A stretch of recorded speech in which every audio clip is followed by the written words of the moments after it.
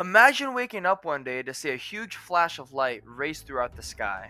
Confused, disoriented, and not sure what to do next, a panic attack overtakes you and absolute chaos spreads like wildfire all through the city. This is not a hypothetical question, but it's a scenario that happened not just once, but twice on August 6th and 9th in the cities of Hiroshima and Nagasaki. Such destruction that has never been seen before in human history was displayed for the first time on those days, and with it, a question that has persisted since the bombs were dropped. That question, of course, being, was it the right thing to do, and was it preventable?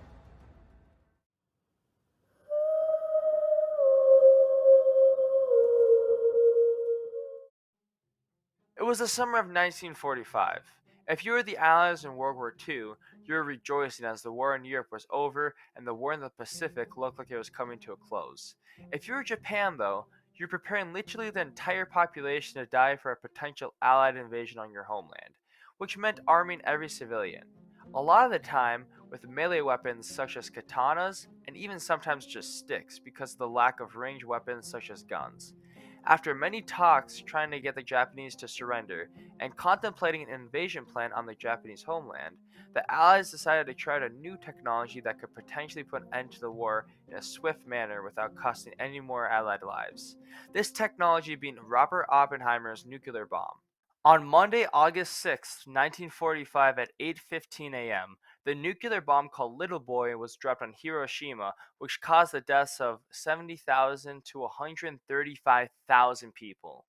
Without a surrender, though, the US would strike again, and 3 days later on Thursday morning, Fat Man was dropped on Nagasaki with a total death toll of 60,000 to 80,000 people. After these bombs were dropped, the high-ranking officials of Japan had a vote, and by a very narrow margin, Japan decided to sign the terms of unconditional surrender.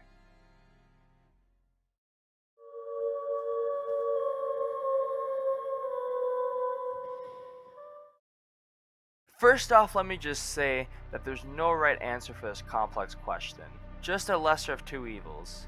That said, throughout all of World War II, both sides experienced many hardships and the loss of life was unimaginable. As time goes on, it will be harder and harder for younger generations to understand the pure destruction that occurred during World War II. Personally, as someone part of Gen Z, I can tell the people in my generation have not been understanding how bad World War II truly was. They also have a decent amount of ignorance to some of the evils that happened during the war, such as Unit 731 or the Bataan Death March. It makes me wonder if the future generations won't even know about the Holocaust.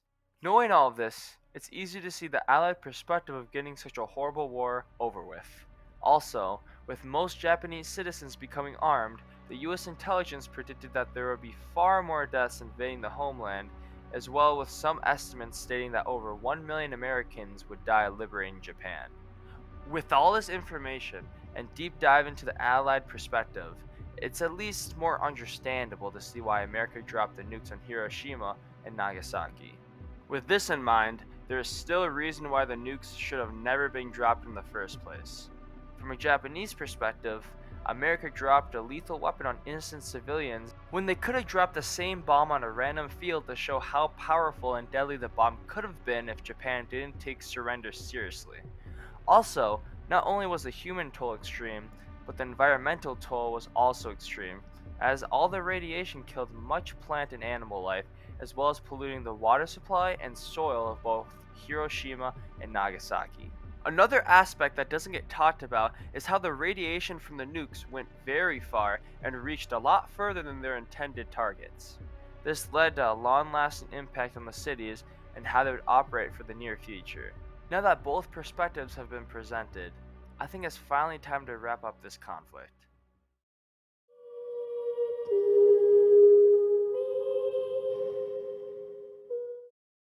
Again, I think it's only fitting to say that there was no winner for this discussion, and that both outcomes would have or did lead to mass destruction that maybe only a few of us have ever experienced.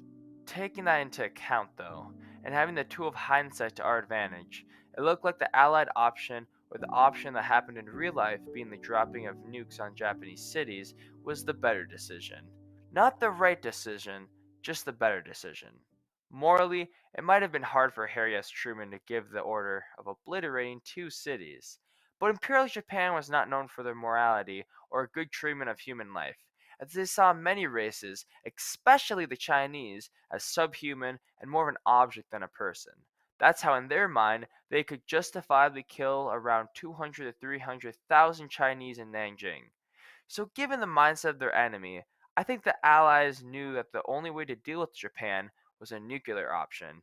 Again, the deaths of over 100,000 Japanese was horrible beyond imaginable, but it would have beaten the over 1 million deaths of a Japanese invasion and a Japanese split between capitalism and communism, as the Soviets were ready to invade in the north if Japan didn't surrender. I know that there will still be people who disagree, and that's fine. It's a complex issue and doesn't have an easy answer, but I will end the video saying this. The Tokyo firebombing campaign killed as many or more Japanese than Little Man and Fat Boy combined. Yet many people have never even heard of the firebombing campaigns. So just ask yourself this for a minute. Why do you think that is?